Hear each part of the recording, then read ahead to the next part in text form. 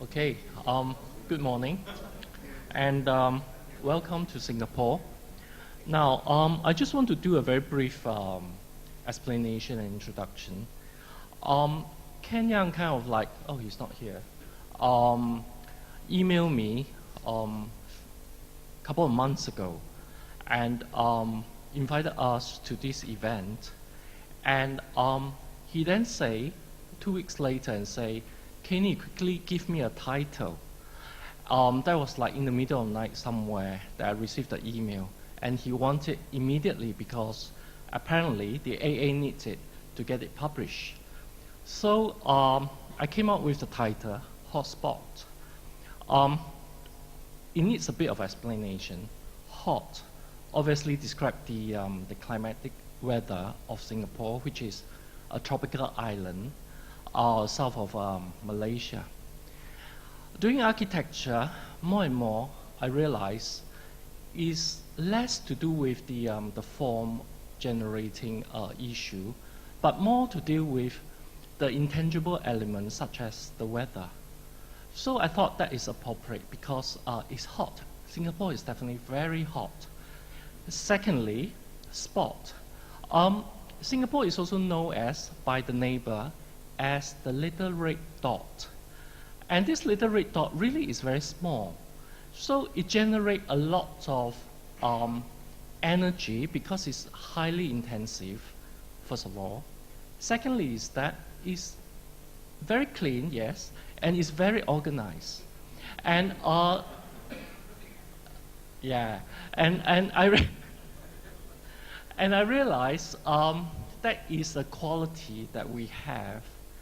And this little dot, because it's so highly intensive, it starts to have a little bit of phenomenon, if you like. I noticed commuting between London and Singapore since end of August, end of 80s. I realized that this little dot start moving out, start radiating out. And lots of architects in Singapore, if you ask, a lot of the jobs are not in Singapore. So they start moving out to, say, China or Malaysia or Europe, and even the government is encouraging that. So with the slides that we're showing, not all the buildings are going to be based in Singapore. Now, also, since towards the beginning of 90s, I also detect what power second to this, that there is somehow an architectural change emerging. And this change is more prominent towards the millennium. And this change involves a lot of new designers. Youngish, I would say, like myself, still in the 40s. And then gradually, more and more, well, they usually describe me as youngish. And more I noticed that the newcomer, like Jason, like Chris, are joining in. And it's very, very healthy. And I'd like to present to you this morning. Yes, and Ken, who just came in, told me that my presentation must have the AA blue blood, meaning all of them, that all the presenter that I've chosen are graduated from the AA. We have 5 of them, including myself, ranging from graduated in the 80s to early 90s to late 90s, and we have a surprise guest. And the surprise guest, well, I keep it as a surprise until towards the end. And we'll start with Jason, who graduated, I believe, end of 80s, right? Early 90s. So gradually, you'll go back in time, return to the 80s, and even earlier. So Jason, thank you.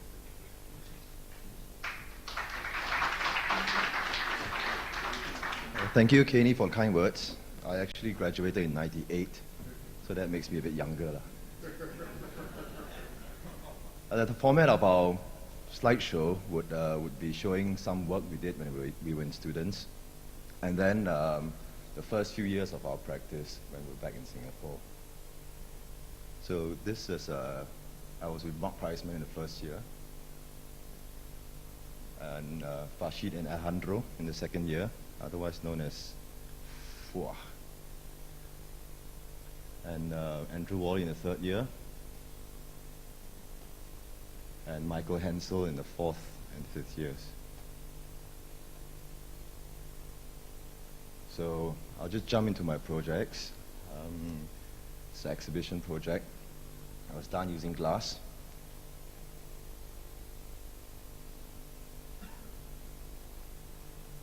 This is the same exhibition, the same client, but 3 years later. It's a study model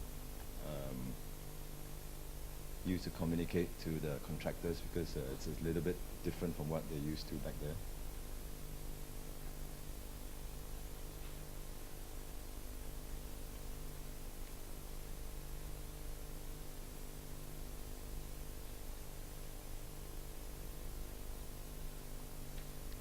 This is a retail store for a horse trainer who sells, he retails horse food, steroids, etc.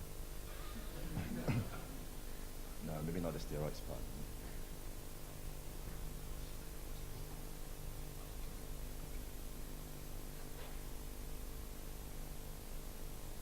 10,000 pound budget. So a lot of times we have to work, we have to employ our creativity not to come up with something new, but how to do it at a cheaper price.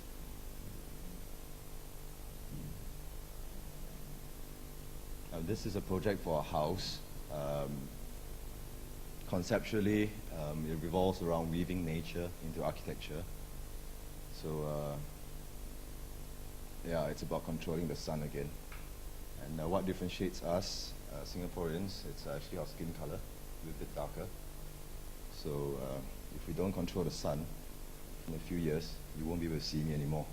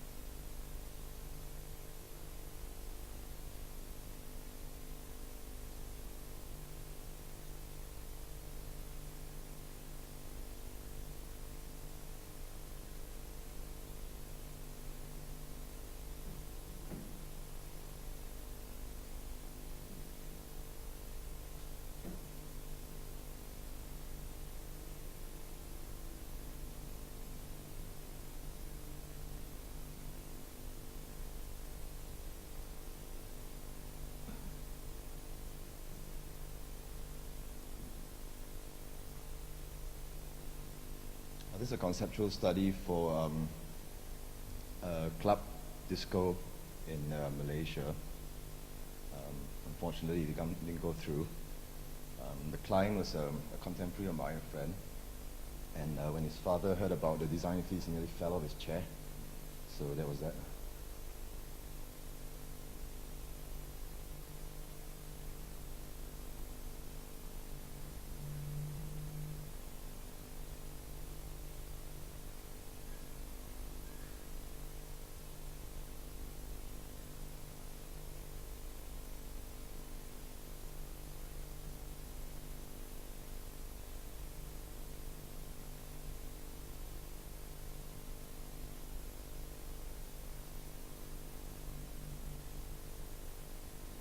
This is another project, again another retail store.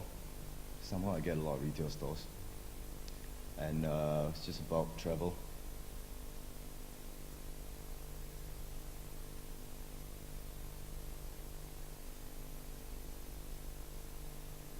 This is an outdoor store, retailing outdoor products. Not built yet, this one. Yeah, this one's in the Philippines. And the way it works in the Philippines is that you have to come up with a scheme and an image, preferably a model, before you get the site, because you have to use that to pitch for the site. So many a time, I spend a lot of effort with the client coming up with schemes like this before any site is actually given or any fees are paid.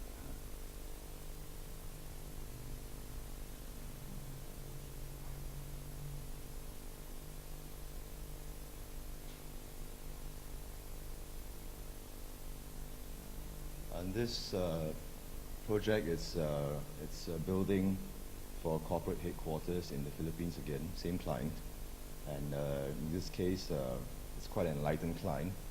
So he wanted, or he was very into the concept of a resort office, hopefully to increase productivity for his workers and also to instill a sense of pride.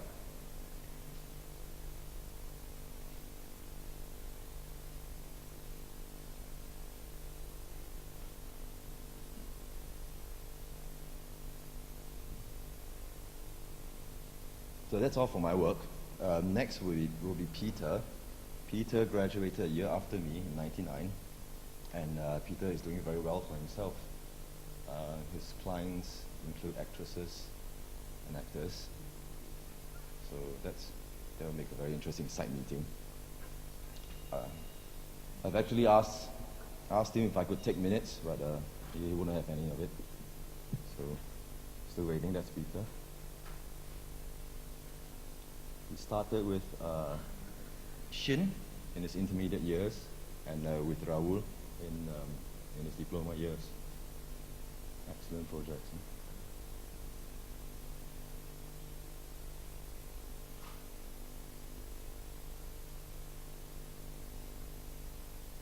Very nice.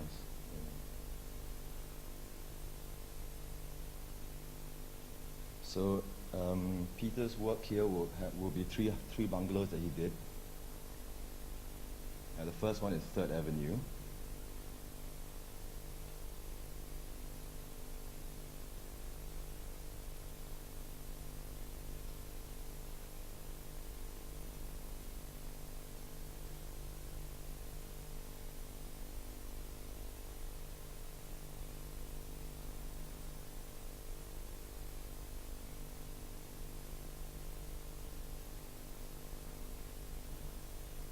Second one.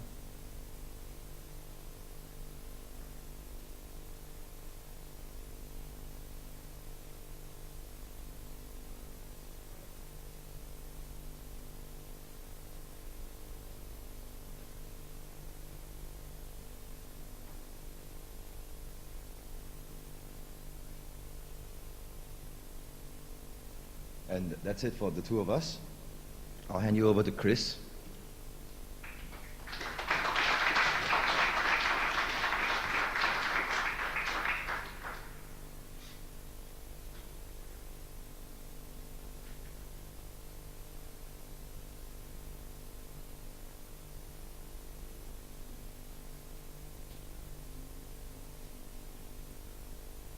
Okay, while this is loading up, my name is Christy. I've graduated from the AA in '98, and I'm currently based now in London, as well as I'm also teaching Inter 2 for the second year now. What I'm going to show really is when I was asked by Kay to present, he has asked us to include some of the students' work that we did in the AA. And I thought in a way it's quite an intimidating thing to do, because it forces one to revisit the themes and the theoretical issues that one dealt with as a student, and in a way to test if one has how much has one swayed from those issues, and if that was actually useful later on in practice. So I would like in a way to revisit some of these issues again, and also to show very briefly also what the unit does in the AA. Okay. So the focus of my work so far, in an attempt to practice as well in teaching in the AA, involves the investigation of spatial systems and its eventual mutation and adaptation to difficult and contentious programmatic conditions. This mutual contamination both alters the system and the typology, creating new potentials and understanding within the field in which we operate.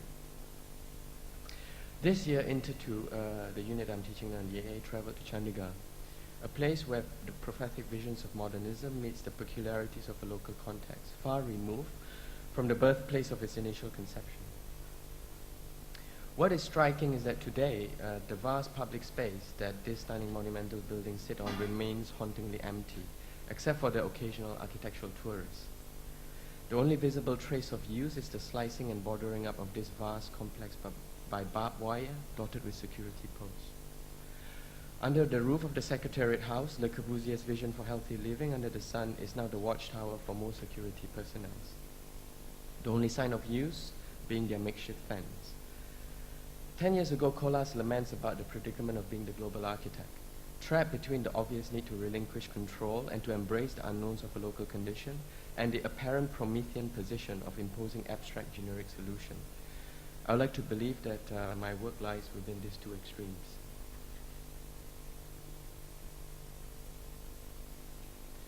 In the run-up to the new millennium, Malaysia was flush with optimism.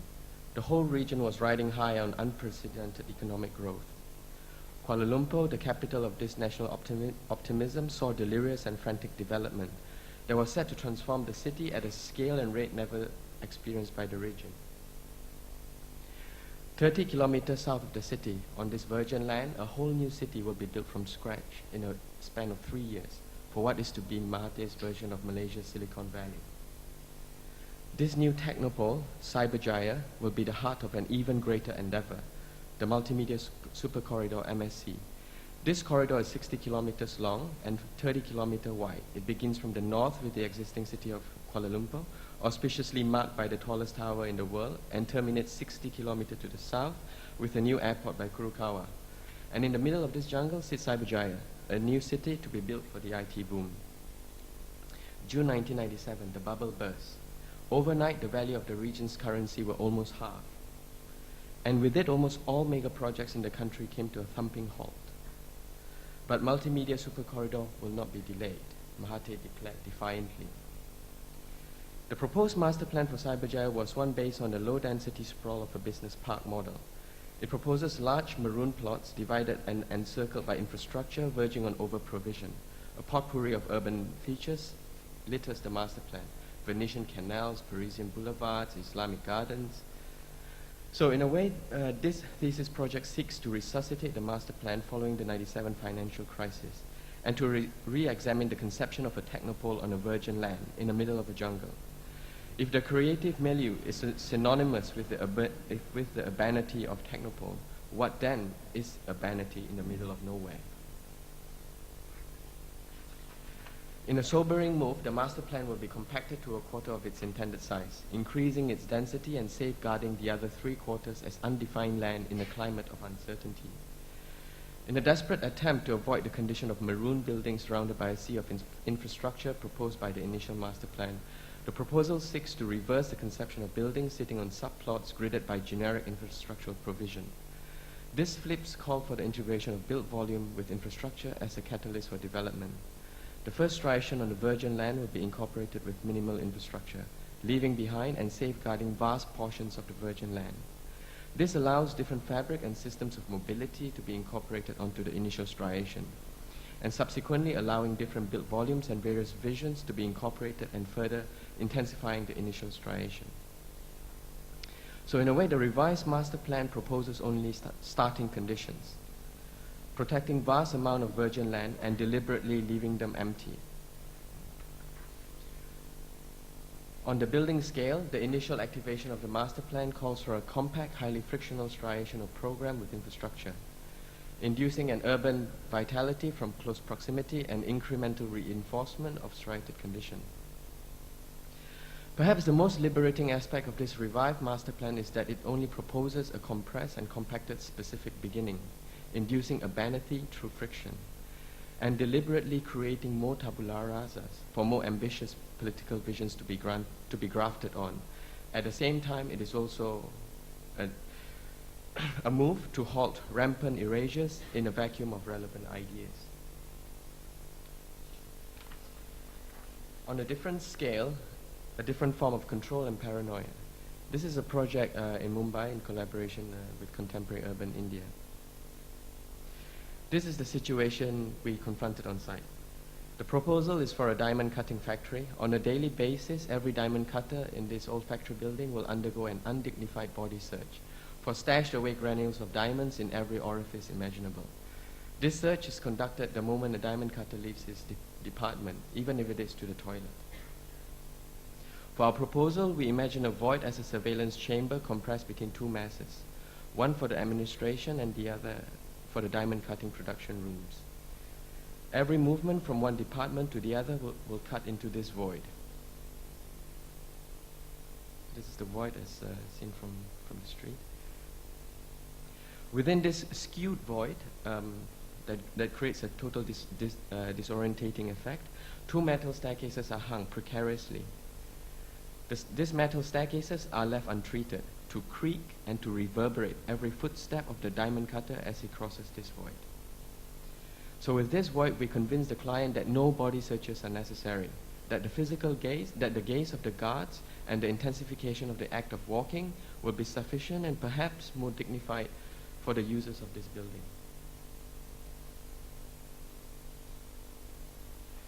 Okay, this is a project which is just still hot in a way. It's still ongoing. We've just presented this to the client 2 weeks ago, but in any case. Okay, the next new beginning takes place in Doha. This gaping hole in the city of Doha will be a new education city, a whole new campus for the state of Qatar. Another version of knowledge economy master plan. The plots here will be filled by satellite campuses from the States, Microsoft University, Intel, Rand Corporation, and Cornell. Now, upon close scrutiny of the Isozaki's master plan, the plan reveals a series of erasures of the existing fabric of the area. The ambition seems to point to a desire to create a dislocated and distant setting for large formal buildings to sit on. Another version of buildings as islands surrounded by a sea of sand, artificial green, and expressway. The site that we are asked to look at to the bottom left will provide the commercial and amenities to sustain and bring life to the projected population of students, researchers, and administrative staff measuring up to 250,000 square meters of built area.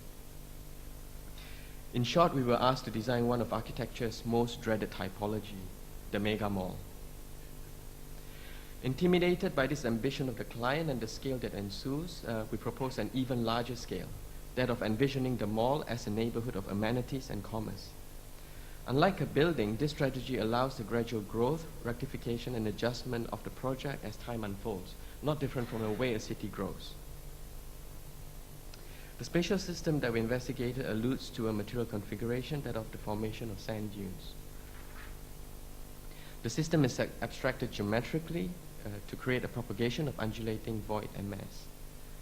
This volume then is intersected by different voids that were erased and imagined from the surrounding site, drawing the surrounding into the site and vice versa. The resultant mass appears as an undulation of the landform, forming numerous fissures to allow the proposed park of the master plan to be drawn into the heart of the new neighborhood. The ridges, or the fluctuation of the ridges, creates different volumes of spaces ranging from tight vertical cuts to large open volumes. A varied volumetric condition exists within the mass, creating a hybrid programmatic condition where programs are able to migrate and adapt to specific spatial configuration. For instance, here we have live work units, apartment blocks, hotels, auditorium, accompanying commercial facilities, and so on. Now in Doha, the use of traditional Islamic element is a planning requirement. These motifs were abstracted to create a differentiated performative texture. This texture skin acts as a continuous gradated skin, inversing its solid void relationship to define roof, walls, or as breathing skin. Besides delineating the volumes, the undulating ridges also acts as a continuous structural beam where a structural net hangs from. So as a strategy of renewal, the blocks are sized to create maximum variation in terms of size and height to allow subsequent natural migration of program after the initial phases. And to create further differentiation, together with the client, we will be inviting different architects and artists to design different blocks within this new proposed neighborhood. So we hope that through the rejection of the typology of the mall as a viable large-scale shopping environment, the project in a way seeks to imagine possible afterlives of such a program upon its inevitable expiry. So in a way to conclude, as with knowledge system, generic spatial system acquire particular relevance through its mutation adaptation to local condition. And in Asia, there seems to be no crippling resistance to imagine new beginnings at any scale. But what intrigues me at the moment is the possibility that this mutual contamination and mutation will point to a particular instructive knowledge. Thank you.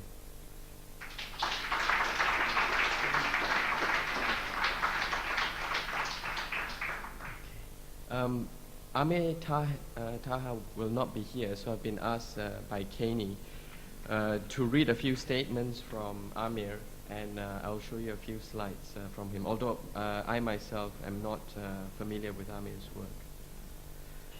Amir graduated in 1990 and has been in private practice ever since. Amir will be showing two projects, and I will read his statement that he has sent us, and I'll show you his slides. The first project is 20 Kiam Hock Road. The site sits on a hill with steep slopes and excellent views facing south to west. The owner, a retired couple with 2 adult children, a son married and stays only on weekends, and a daughter who entertains frequently. She requested a separate dwelling unit while her parents required a full suite at ground level for their old age. Other requests were a lap pool and a piano room for the mother. The strategy is to organize the house into a long spine placed as far back as possible to maximize open space and views. The daughter's separate unit is at one end spread over the 3 levels with her own private car porch and private entrance, while the parent's suite is at the other end of the spine. The living pavilion is conceived as transparent box draped around by large timber sunshade fins that extend upwards to become the parapet of the roof garden above.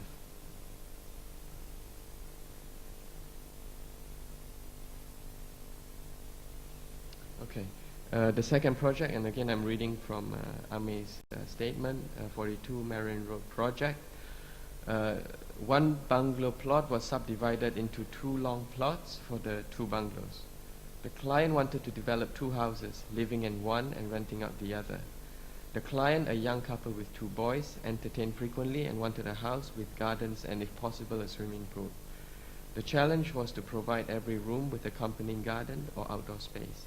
Since the site area is tight, the solution was to create land by arranging the gardens or outdoor spaces vertically and attached to one side of the house.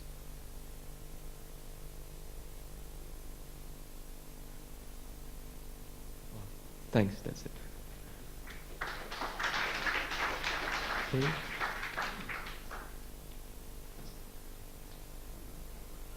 Thanks, Chris.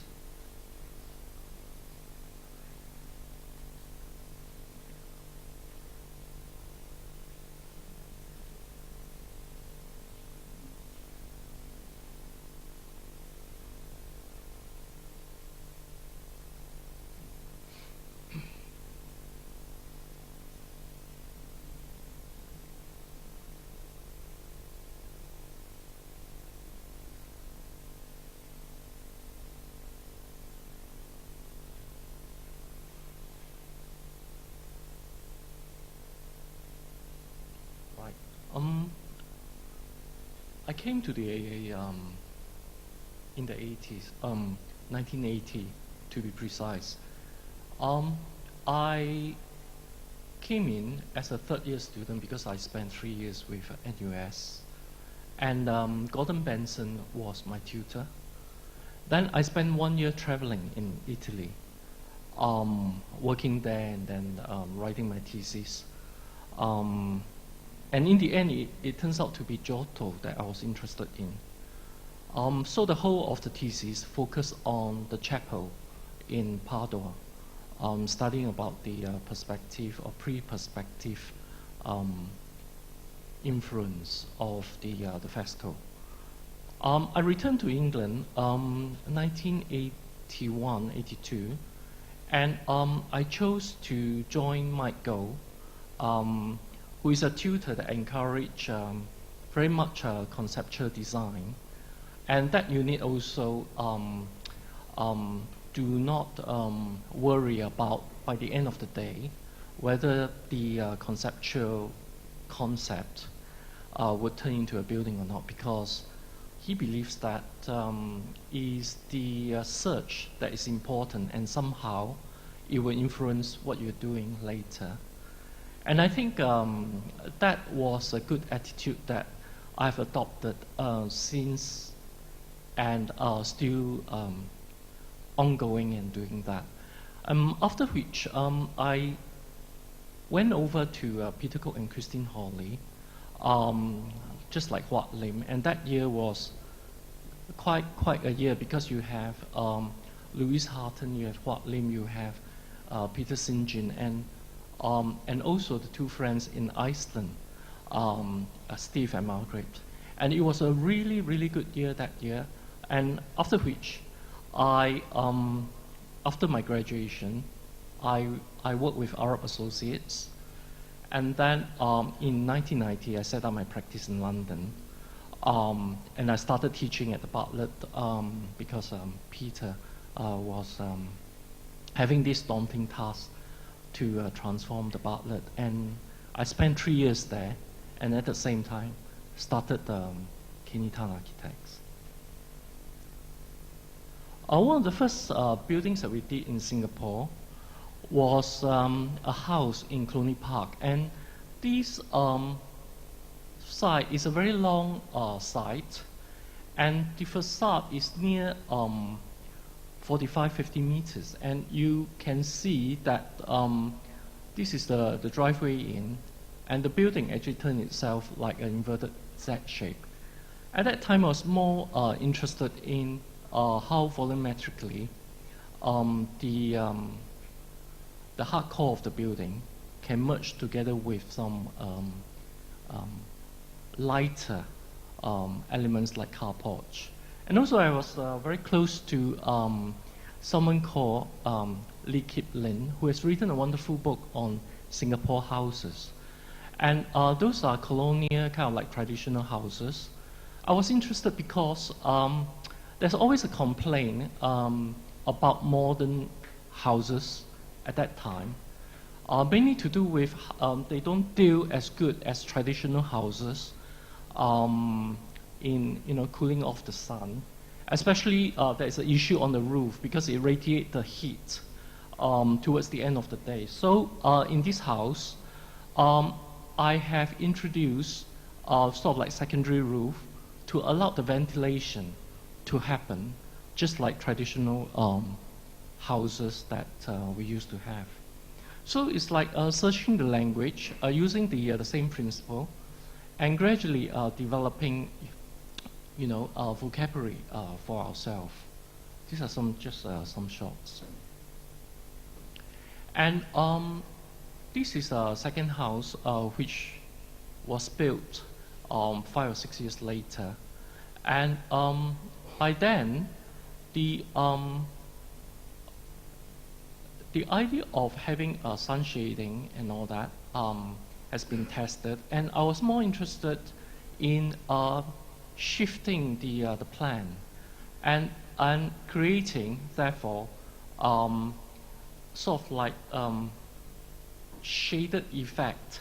For example, you see on the lower floor, the floor is kind of like step in from the building so that the sun would be always shaded in the living room area. And of course, there are some other ideas we have on this house, like we have inflated the form of this house just to test how the building will look and how you feel with such a foreshortening effect, which is, I suppose, in the back of my mind since the day of Giotto, that a curved line is always seems closer than a straight line. So this is the second house. And I was heavily involved from 2001 to 2003, together with Edward Cullinan, since we won the competition to build the Singapore Management University. These are some of the images that during the competition stage, and we did together with Ted Cullinan and his team. Our office in London was working on this, and basically the competition is in a very important site in the city center of Singapore, which is, if you imagine from this point to that point, equivalent to going from here, Tottenham Court Road, to Warren Street, or even further down, spending about 4 or 5 blocks. You can imagine the sheer scale of it. And not only that, because it links Orchard Road to one end and City Hall to another end. And you have the Art Museum on the one hand and History Museum on the other hand. And our proposal actually maintained the visual link of the two historical buildings. On top of which, we pick up elements such as the cathedral, which has been there for over 100 of years, and the campus and the school is arranged with a central axis that opened up with underground facilities that you can come off the underground station and go directly to the campus, which house business school and also accounting faculty. So briefly, these were some of the images that we submitted in our competition. And the idea of opening up the ground floor was an important one, because then we returned the public space to the people and encouraging different activities and all that. These are more recent drawings, and they were done according to the precise specification that we have done for construction. And the site is already on site for a couple of years now, and due for completion in 2005 towards 2006.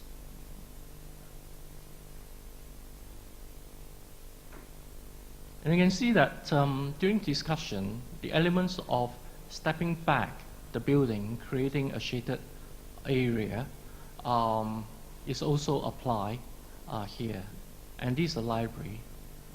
And we are very fortunate we got the donor from Hong Kong sponsoring the scheme. And the School of Accountancy has a space that opens up to the historical museum, which allowed the student to sit and have open discussion or simply some outdoor performances. Over the years, I've been working in a various way, and got invited to do some projects like this one for Taipei in the Western District, which is a very old district of Taipei. What I've done is that to pedestrianize the whole area, it's kind of like the Soho, but life is no longer there because the whole city moved east. So to revitalize the area, I thought car is the most important factor that one have to first resolve to bring the people back in. So what I've done is that to have the car actually skirt around the center of Ximending and reintroduce an element in the center which used to be the city gate. And this is a series of steps that you can go into the underground station and also act as an amphitheater that one can perform or have performances or wait for a friend or something, with possibilities of covering it up during the rainy weather. And the link has got a new outdoor landscape shopping strip that will allow you to have a store and all that happening on the surface, but there are cuts which allow you to enter into the underground. And this is actually quite historical. I'm sure the Taiwanese, when they look at this, they will recall how the area transformed from Qing dynasty to this state through the 60s, 70s, and all that. Because the strip actually used to have shopping mall called Ximen Santan, which is sort of like shopping area that was pulled down and turned into 6 or 8 lane traffic, which is quite daunting, really. And then I was also invited by Tokyo City Council to look at what to do with or proposal for Tokyo Bay. And I was given 2 islands called Odaiba, which is literally mean the cannon base. And this cannon base used to protect Tokyo from the outside world, so they have cannon on the small islands to fence off or guards off foreigners or invasion or invader. And I thought it would be appropriate to turn these 2 islands to insert minimal kind of like elements to introduce the element of war on these 2 islands, and there will be exhibitions or a war museum, if you like, that houses all the elements that you find from First, Second World War, or even date back to a longer period. And you can see in section, you will come to this museum and go into the basement, which is housed within the water with all these exhibits.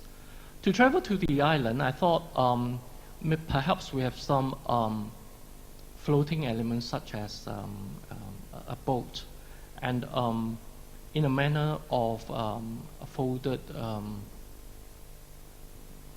aesthetic, to have the passenger to travel or take the passenger from Tokyo coast to these islands, and they will be highlighting the artwork of Ozu, and who is a director and a performance artist and a writer. And the reason is that I thought you have the elements of war, and perhaps we should also celebrate art as a product of what you can produce during peacetime. So this blue boat, if you like, is very much related to peacetime and art. Then we also was involved in building a house in mainland China some years back. I was looking at traditional houses in China, and I decided that I would like to sort of like try my hand on courtyard houses. But this time, instead of being walled in a courtyard house, I have broken the formation to allow the landscape to flow through. And by doing that, you have sort of like the living area and the bedrooms on the one side, the dining, kitchen, and the maid's area on the other side. And they open out to the view of the Great Wall, and at the same time enjoying the internal landscape courtyard. And of course, you have to like travel from one house to another. And I thought that was the participation for the occupants within the landscape. It's part of life. You know, you have to get out of the house and be involved in the weather and the landscape to get to where food is. So this is built, and I must say that we have some communication problem with the client, and I'm not the only one, because I actually intended to have, I was there during the initial period, and they were excavating the ground and creating all the roads and all that, and I wanted to use the stone, which they used, I believe, many thousand years ago to build the Great Wall, to create these massive volumes that I like. But towards the end, they haven't followed my instruction, and they simply chosen to use a slate, which is the fastest ways, I suppose, which is slightly disappointing. However, we are now, this is a series of drawings that we are working on, which is a club for Teochew Chinese in Singapore. Now, I want to show this scheme because I think the trip to China actually has some influence on me, and I realized that a courtyard arrangement is actually very suitable for tropical housing. And in this clubhouse, I have arranged the facilities around a sunken courtyard right down into the basement. And but the plan actually varies from ground floor to upper floor, first floor if you like. And they keep shifting and changing from an L shape, from a broken form to an L shape to a more together donut shape of a courtyard in the basement. I suppose over the years I have realized that to refine what you're doing, actually you have to practice at it constantly. And in fact, if you have one or two ideas, that is actually good enough for you to expand your vocabulary. So this is some of the study that we've been doing, and it's still very much in a messing kind of stage. And the idea is that the more public area for the club will be in glass, and some part will be in concrete. But the more private area, like the business center and the suite, will be clad in metallic finish, so that you can distinguish the function as well from the appearance of the courtyard arrangement. And so you actually can enter the building and travel along, but at the same time you can come down to the courtyard, which is entirely open. And this is the front facade of the glass element that I described. And this opened up and allowed minimal sunlight to come in, but at the same time, the structure that cantilever over provide some form of shading as well.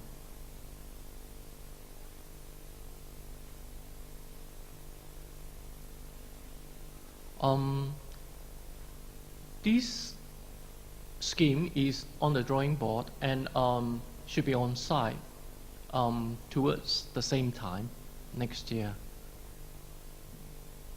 Now, we get lots of very interesting invitation, and one of them is Henry Conyak.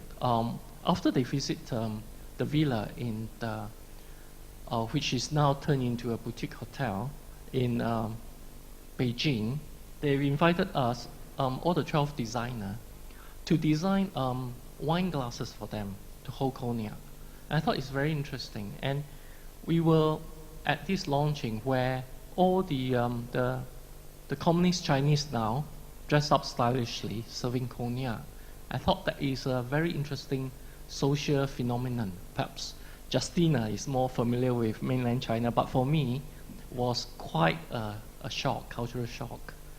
However, I decided that to design the glass, I want to go back to communist Chinese teaching. So I was searching through the Cultural Revolution poster how Chairman Mao was portrayed. I noticed that the hand especially say a lot. He's friendly, he's fatherly, and he's warm, and always just right as a gesture. So I home in to study about the hand. And interestingly, my thesis, and also subsequently after the AA, the competition I did, which was judged by Sterling for the gallery of Hockney and Caro, was about this duality of how two bodies actually relate to each other. So I thought maybe, in a way, I'm continuing that study. And funny enough, if you like, later on it was pointed out by one of the Shanghainese reporter that the house that we did, the courtyard house, the split courtyard house in Beijing, was about two bodies as well, the big one and the small one. And they nicknamed it as mainland China, the big one, and Taiwan. So subsequently, the two drinking glasses become something like that. They cannot stand on their own because of the curvature. They have to be together to hold each other.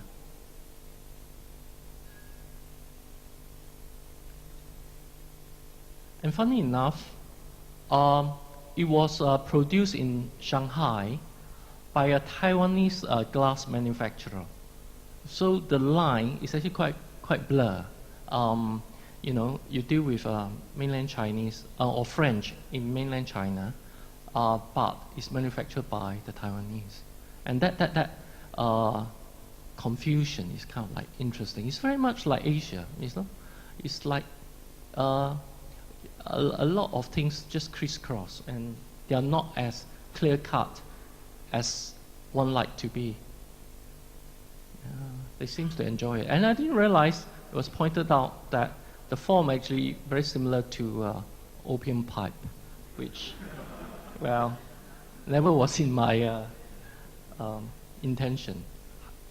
Okay, now I shall go over to our surprise guest.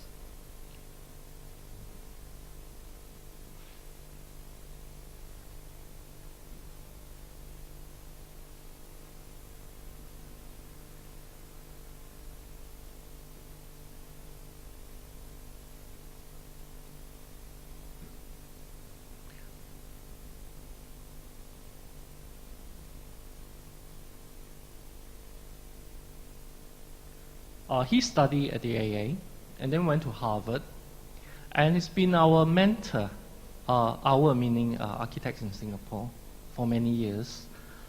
He's about 71, 72 years old now. It's unfortunate he had an operation recently, so it's not advisable for him to travel so far. But I thought he invited me to dinner about a week ago, and I say, hey, really, you're not coming to London? This is unlike you. He said, I'd like to come, but I cannot.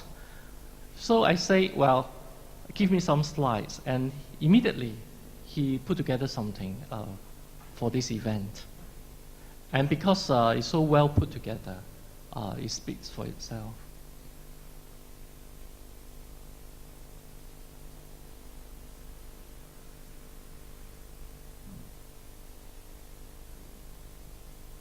A community center is a place where the people actually, I wonder if we can reduce, it's slightly chop off. Can we reduce the image slightly?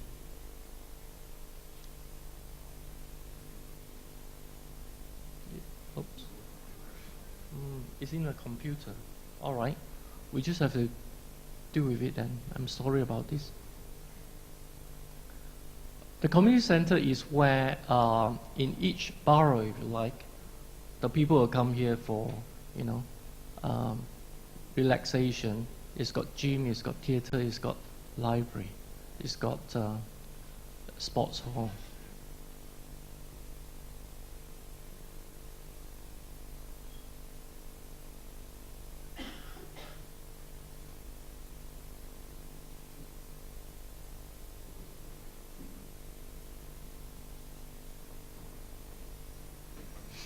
And this is a hotel project that is right next to Singapore River. And it was a collaboration with two other architects, Deng Guan Bi and Dei Chung Hing.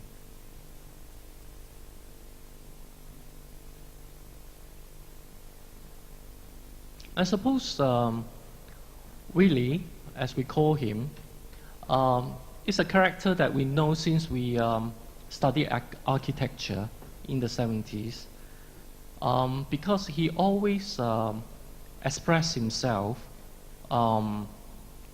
his ideas, whether you like it or not, organizing parties, and so we kind of like grow out of that sort of like architectural tradition, if you like. We go to Willie's house for a drink and party and meet people, and Zaha will come and will come to Willie house, and Marquis will come and will show some slide at Willie place. So Willie is like always there to promote and provoke architectural thinking. And of course, you can see now that the scene is gradually changing, and the younger generation are coming out, and they are also quite articulate and full of ideas and ambition and energy. But I think the contribution of Willie is tremendous for the scene of architecture in Singapore. The interesting thing is that, like all architecture scene, in any of the city you go, there bound to be some, you know, I don't know what you call that, sort of like gossip or unhappiness or whatever. But somehow, I think perhaps because of a character like Willie, that we come together, you know, and wanting to do something, and share ideas and all that, and that tradition is still ongoing.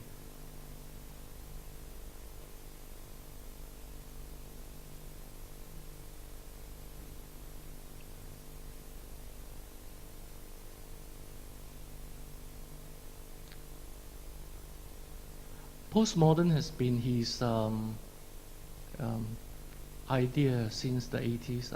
I don't know whether it relates to Chow Jing's, but somehow I think more to relate to the social aspect of it.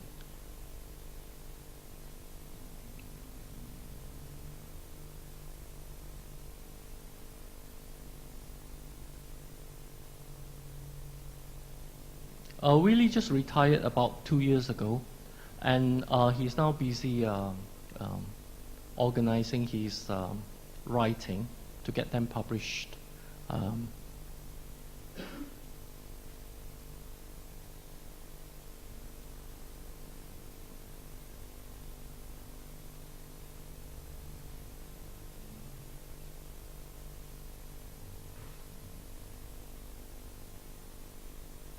That's the man. Thank you.